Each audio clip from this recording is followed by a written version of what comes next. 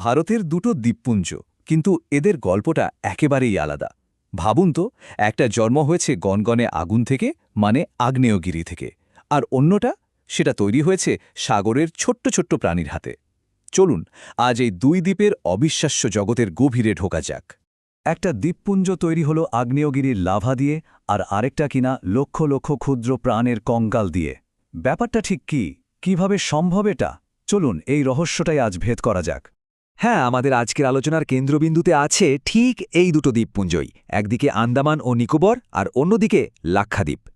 তো শুরুতেই একদম মূল পার্থক্যটা ধরে নেওয়া যাক। আন্দামান ও নিকোবর, ওটা আসলে জলের নিচে ডুবে থাকা এক বিশাল পর্বতমালার চূড়া, আর লাক্ষাদ্বীপ, ওটা হলো প্রবালের তৈরি একেবারে এক সূক্ষ্ম শিল্পকর্ম। তাহলে চলুন এই দুই দ্বীপের জন্মের নাটকীয় গল্পটা একটু কাছ থেকে দেখা যাক। দেখুন, আন্দামান দ্বীপপুঞ্জ কিন্তু সাগরের মাঝখানে হুট করে গজিয়ে ওঠা কোনো আলাদা ভূখণ্ড নয়। এটা আসলে মায়ানমারের আরাকান ইয়োমা পর্বতমালারই একটা অংশ, যেটা জলের তলায় চলে গেছে। মানে আমরা যে দ্বীপগুলো দেখি সেগুলো আসলে ওই বিশাল ডুবন্ত পর্বতমালার এক একটা চূড়া মাত্র। আর আন্দামানের এই আগ্নেয় প্রকৃতির সবচেয়ে জলজান্ত প্রমাণ কোনটা জানেন? Barren island. এটা ভারতের একমাত্র সক্রিয় আগ্নেয়গিরি। চিন্তা করা যায়, শেষবার ফেটেছিল 2017 সালে। মানে এই দ্বীপপুঞ্জের জন্মটাই হয়েছে আগুনের মধ্যে দিয়ে। আচ্ছা, আগুন আর লাভা থেকে এবার একটু অন্যদিকে যাওয়া যাক, জীবনের গল্পে। কারণ লাক্ষাদ্বীপের জন্মকাহিনীটা একেবারে অন্যরকম। এর সৃষ্টি কিন্তু আগুন দিয়ে নয়, হয়েছে লক্ষ লক্ষ ক্ষুদ্র প্রাণের হাত ধরে। লাক্ষাদ্বীপকে বুঝতে গেলে আগে জানতে হবে প্রবাল অ্যাটল জিনিসটা কি। আসলে সাগরের মধ্যে কোটি কোটি ছোট্ট জীব থাকে, যাদের বলে পলিপ।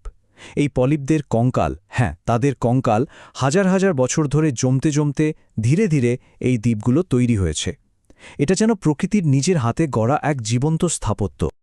তো জন্মকথা তো জানা গেল, এবার চলুন দেখি এই দ্বীপপুঞ্জগুলো দেখতে ঠিক কেমন, আর এদের ভৌগোলিক গঠনটাই বা কীরকম। আন্দামানকে দেখলে মনে হবে যেন একটা লম্বা হারের মতো সাজানো। উত্তর, মধ্য, দক্ষিণ সব দ্বীপগুলো একটার পর একটা লাইনে রয়েছে। দেখলেই বোঝা যায় যে এটা আসলে একটা পর্বতমালার অংশ। আর ঠিক তার উল্টোটা হলো লাক্ষাদ্বীপ। এখানে কোনো লম্বা লাইন বা শৃঙ্খলা নেই। 36টা ছোট ছোট দ্বীপ এখানে ওখানে ছড়ানো ছিটানো। দেখলে মনে হবে যেন নীল সমুদ্রের বুকে কেউ একমুঠো মুক্ত ছড়িয়ে দিয়েছে। শুধু দেখতেই নয়, এদের উচ্চতাতেও আকাশ পাতাল তফাত।